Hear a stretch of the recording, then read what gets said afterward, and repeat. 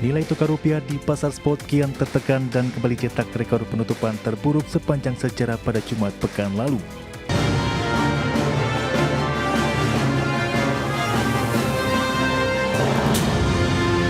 Ya, pemirsa, nilai tukar rupiah terhadap dolar Amerika Serikat tercatat melemah sepanjang 3,08% di bulan Mei 2026 lalu. Menteri Keuangan Purbayudi Sadewa mengisyaratkan pemerintah tengah menyiapkan langkah lanjutan untuk memperkuat nilai tukar rupiah.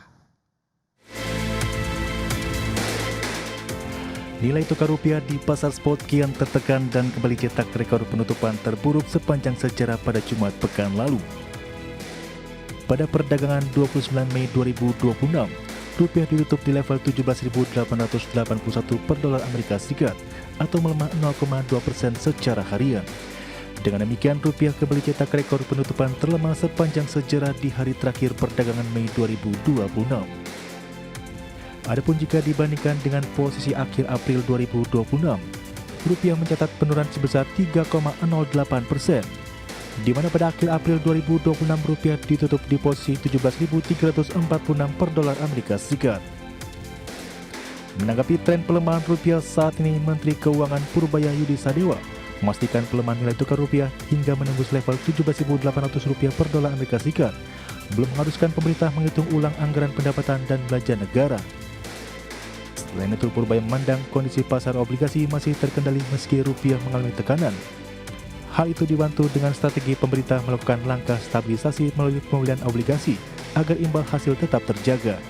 Kita udah hitung pada waktu simulasi 100 dolar per barrel itu asumsi rupiahnya juga sudah kita perhitungkan, jadi nggak ada masalah, saya nggak harus hitung ulang APBN-nya. Tapi gini, walaupun rupiah melemah, kan bond yield-nya turun karena aksi dari pemerintah, aksi dari teman-teman kita di bendahara untuk sedikit membeli supaya yield-nya agak terkendali. Selain itu, bendahara negara juga menyebut pemerintah tengah menyiapkan langkah lanjutan untuk memperkuat nilai tukar rupiah. Dari Jakarta, Raharjo Patmo, Tim Liputan IDX Channel. Baik, pemirsa, untuk membahas skema kita kali ini menanti respons cepat stabilisasi rupiah usai rekor terlemah, kita sudah tersambung melalui Zoom bersama dengan Ibu Hosiana Situmorang, beliau adalah ekonom PT Bank Danamon Indonesia Tbk, dan juga sudah bergabung Pak Retma Gita Wirawasta, Ketua Umum Asosiasi Produsen Serat dan Benang Filamen Indonesia atau APSIFI. Langsung saja kita sapa nih. Halo Bu Hosiana, apa kabar? Iya, baik. Baik, terima kasih juga atas waktu yang sempatkan. Pak Retma, apa kabar Pak? Baik, salam sehat Mas. Baik, terima kasih juga atas waktu yang disempatkan. Sebelum membahas lebih jauh, kita ke Bu Hosiana terlebih dahulu terkait dengan review dari Anda terkait dengan pergerakan rupiah yang masih menunjukkan tren pelemahan nih. Apakah memang faktor global begitu yang menjadi triggernya atau ada hal lain ini? Bu Hosiana, silakan. Ya, jadi sebenarnya kalau kita lihat ya, ini juga seperti yang sudah disampaikan oleh pemerintah dan juga cenderung teman-teman di market ini sebenarnya udah paham, tapi kita mencoba mengedukasi untuk nasabah dan juga retail ya. Jadi sebenarnya utamanya itu ada dua faktor. Yang pertama adalah faktor seasonal. Jadi kalau kita lihat di momen ini kan lagi banyak momentum pembayaran dividen ya. Nah, di mana saham-saham yang membagikan dividen dengan nominal yang cukup fantastis gitu ya, angkanya itu bisa mendekati puluhan triliun lah. Nah, ini kan kalau kita convert ke dalam billion US dollar, ini nilainya cukup bisa membuat dari perkembangan nilai tukar rupiahnya itu terpengaruh. Jadi kita melihat gitu ya secara seasonal ada potensi dari dividen repatriasi, itu yang pertama. Dan yang kedua, unfortunately gitu ya, untuk Indonesia yang lagi di tengah seasonal memang rupiahnya itu melemah, di global ini lagi ada tensi ya, di mana jadinya flight to safety, dan juga yang kedua adalah kita sama-sama tahu kalau harga minyak di global yang masih terus tinggi, mau nggak mau yang namanya inflasi di global itu cenderung inevitable, dan juga balik lagi tools dari bank sentral di berbagai negara pastinya cenderung arahnya nanti adalah menaikkan tingkat suku bunga. Nah, ini yang diantisipasi oleh investor untuk mencari aset yang tentunya memberikan imbal hasil yang menarik. Jadinya aset dalam rupiahnya cenderung ditinggalkan dan memilih imbal hasil yang lebih menarik. Itu sih membuat nilai tukar rupiahnya menjadi tertekan dari dua faktor utama tersebut. Oke, tapi di satu sisi kan Bank Indonesia juga sudah menaikkan suku bunga acuannya nih Bu Hosiana. Lantas bagaimana Anda melihat dampaknya?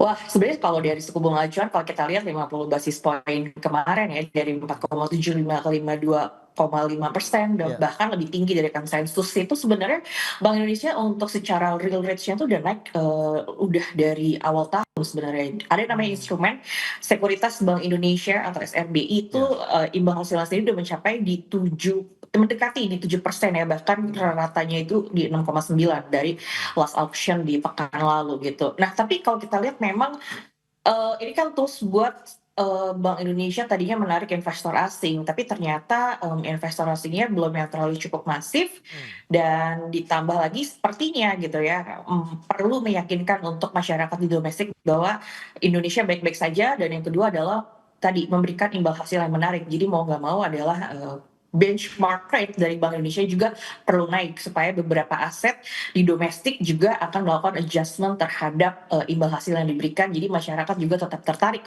untuk menyimpan asetnya dalam bentuk rupiah.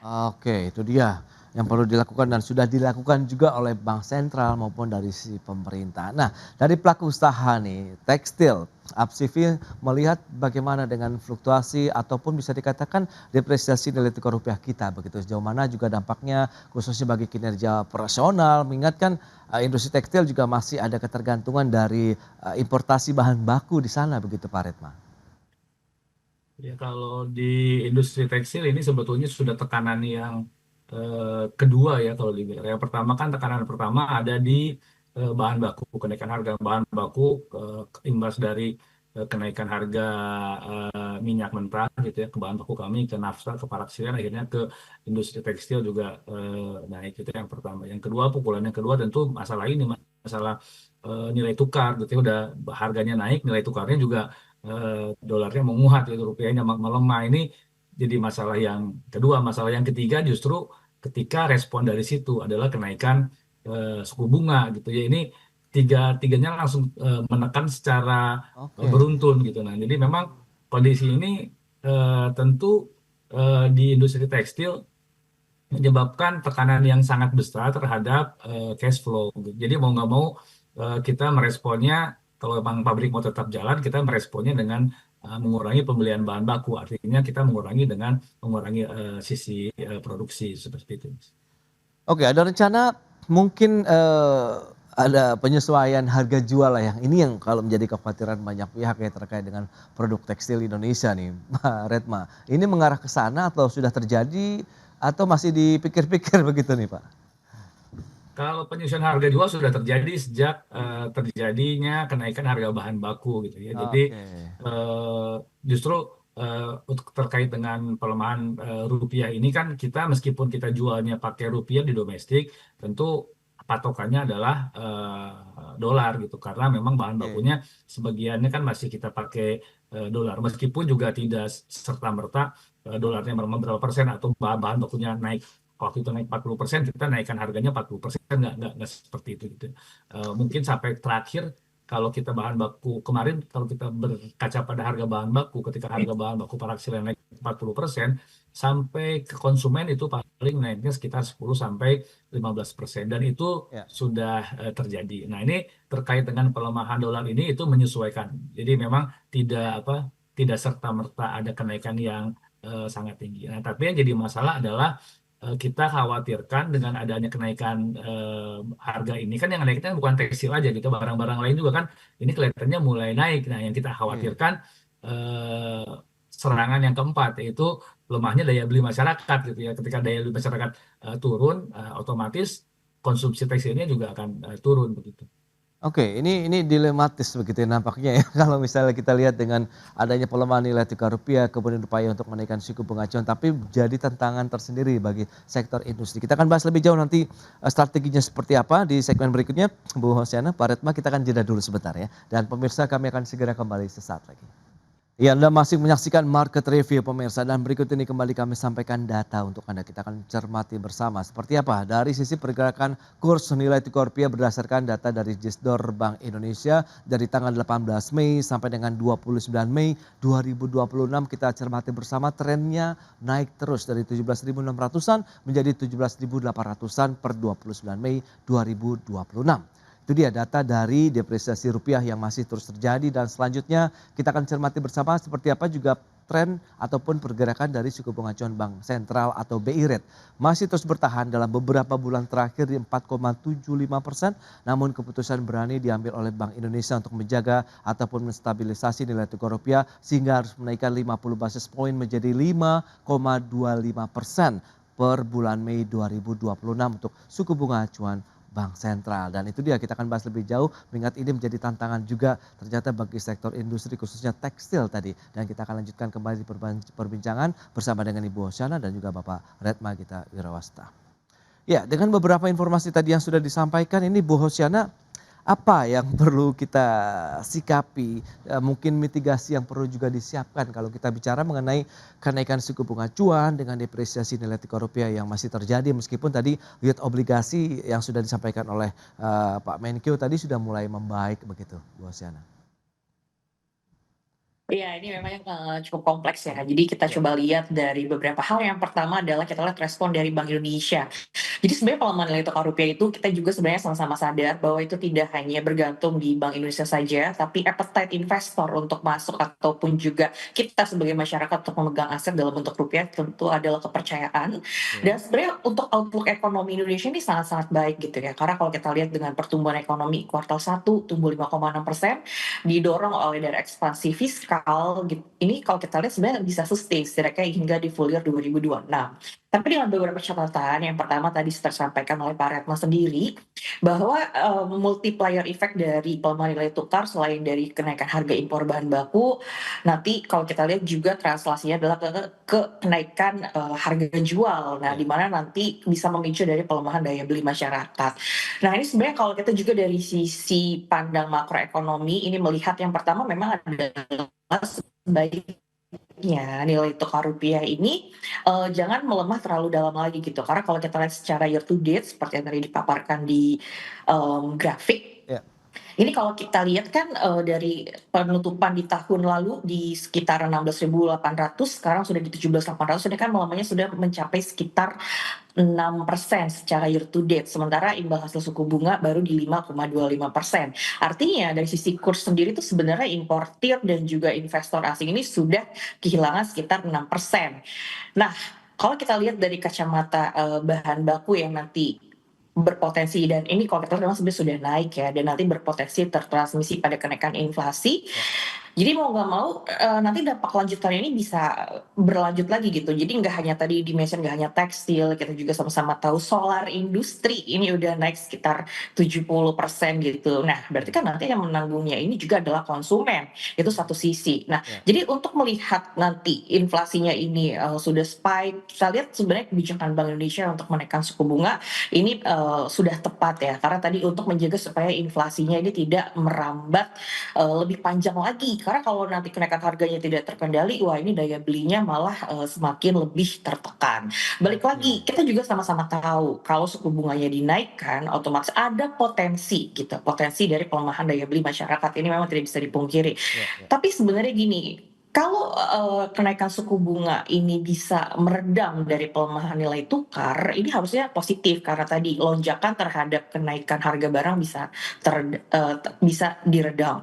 Dan yang kedua adalah kalau kita lihat dari sisi ekspansi fiskal, jadi kan belanja fiskal kan diubah ya, yang biasanya akselerasi di semester 2, sekarang udah akselerasi dari semester 1. Nah, kalau kita lihat ini sebenarnya positif untuk terus menjaga momentum ekonomi gitu. Artinya uang beredar di masyarakat, kalau kita lihat juga dari sisi tenaga kerja yang terserap mid-to-low-nya juga positif, berarti mereka yang daya belinya cukup rentan ini bisa teratasi. Karena kalau kita lihat dari sisi upper middle income ini sebenarnya masih relatif solid dari daya beli dan juga laju konsumsinya. Itu sih Mas Pras. Oke, dan tadi Pak Purbaya juga mengisyaratkan akan ada kebijakan tambahan yang akan diterapkan Ibu Hosyana. Nah, apa ya kira-kira yang pas begitu strateginya, kebijakannya begitu untuk bisa menjaga nilai tukar rupiah, kemudian menjaga daya beli masyarakat yang paling penting begitu. Dengan saat ini tadi sudah disampaikan juga Pak Redma, harga jual produk tekstil juga sudah mulai ada penyesuaian begitu di lapangan.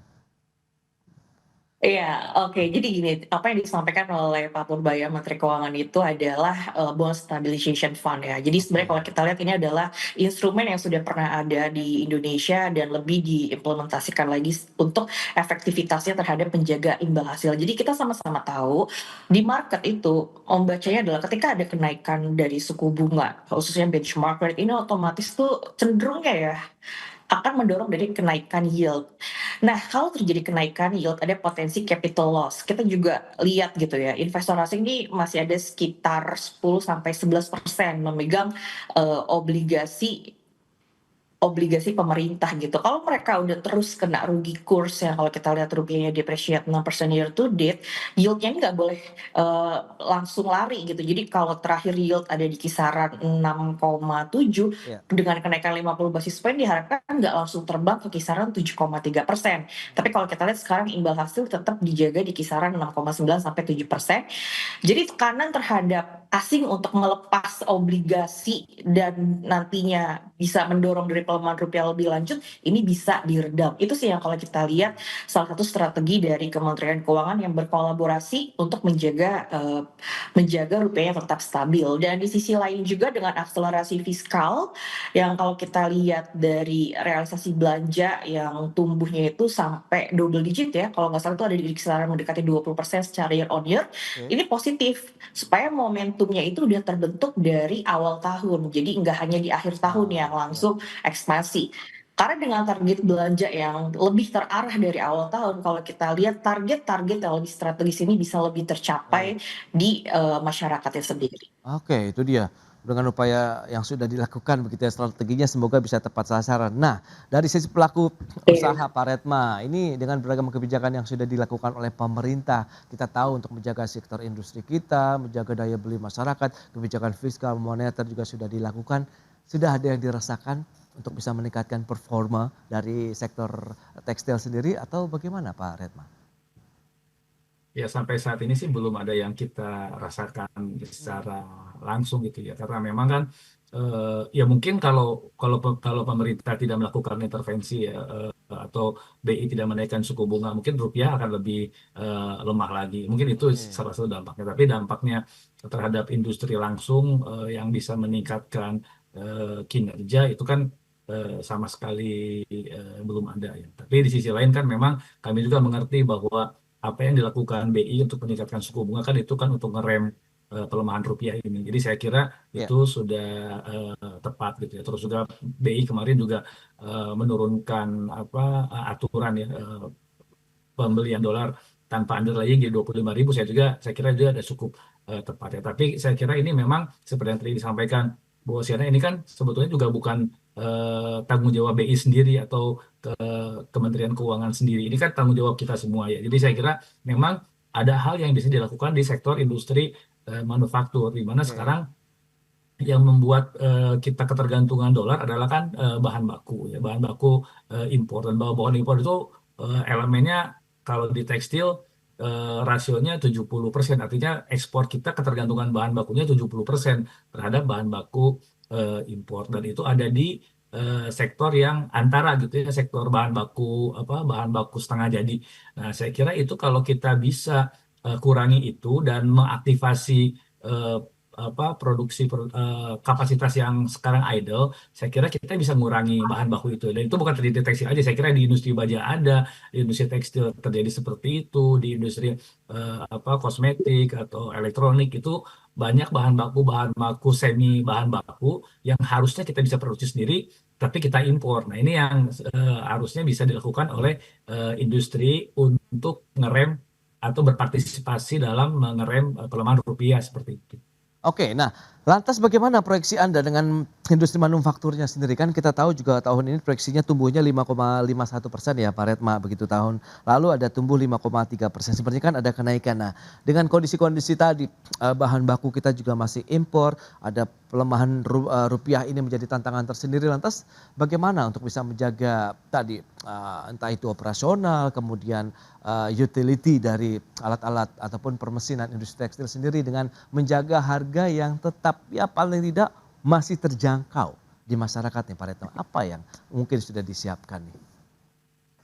posisi saat ini kita pada mode bertahan ya. Jadi gimana kita bisa Oke. tetap berproduksi ya, jangan sampai tutup. Jadi meskipun kita harus ngurangin produksi, yang penting kita tetap jalan gitu. Karena kalau udah tutup, ini susah susah untuk hidupnya lagi gitu. Jadi sampai akhir tahun kita Oke. coba untuk tetap berproduksi meskipun dalam kapasitas yang minimal untuk berproduksi, dan kita paksa terus untuk Nah berproduksi. itu dia. Itu yang pertama. Nah, jadi ya jangan sampai tutup aja Oke, oke. poinnya. Tapi kalau dari sisi industri sebetulnya dari sisi pertumbuhan saya kira masih akan tetap positif karena memang investasi dari negara, dari khususnya dari mancanegara ini, Indonesia masih menjadi magnet yang cukup baik gitu ya. Kalau yang lalu-lalu kan, kalau kita bicara 2 tahun lalu juga banyak investor udah menengok Indonesia, tapi begitu melihat Oke. keruwetan Indonesia seperti apa, mereka coba cari alternatif lain. Tapi memang beberapa investor sudah balik lagi ke Indonesia gitu ya, calon investor. Jadi artinya Oh baik. pertumbuhan ini akan ditopang oleh investasi yang cukup, kalau besar tidak, tapi ya cukup untuk menjaga pertumbuhan industrinya seperti itu. Jadi memang Oke. ini akan tetap positif. Tapi kan pertanyaannya, positifnya sebesar apa? Apakah di atas pertumbuhan ekonomi nanti atau di bawah? Saya kira ini masih akan di bawah pertumbuhan ekonomi. Kalau di bawah pertumbuhan ekonomi, saya kira ini jadi PR besar gitu ya. Dan yang paling penting adalah kontribusinya. Kontribusinya seperti apa? Karena kan kalau tahun 2025 aja kan Pak Presiden targetnya kontribusinya di atas 20%, kan 20,8%. Tapi pada kenyataannya hanya sekitar 18 sampai 19%. Ini kan nggak pernah tercapai. Jadi saya kira masih ada PR besar di sektor industri manufaktur. Baik, tapi dari sisi optimisme masih tetap ada begitu ya, dengan pangsa pasar yang masih tetap terbuka begitu ya Pak Retma ya? Iya, pertumbuhan sih masih tetap Oke. ada. Jadi mudah-mudahan ini pelemahannya tidak terjadi terus, dan Ya. tidak ada tambahan tekanan lagi gitu. Jadi kita masih Oke. bisa pada mode bertahannya masih bisa jalan sampai akhir tahun.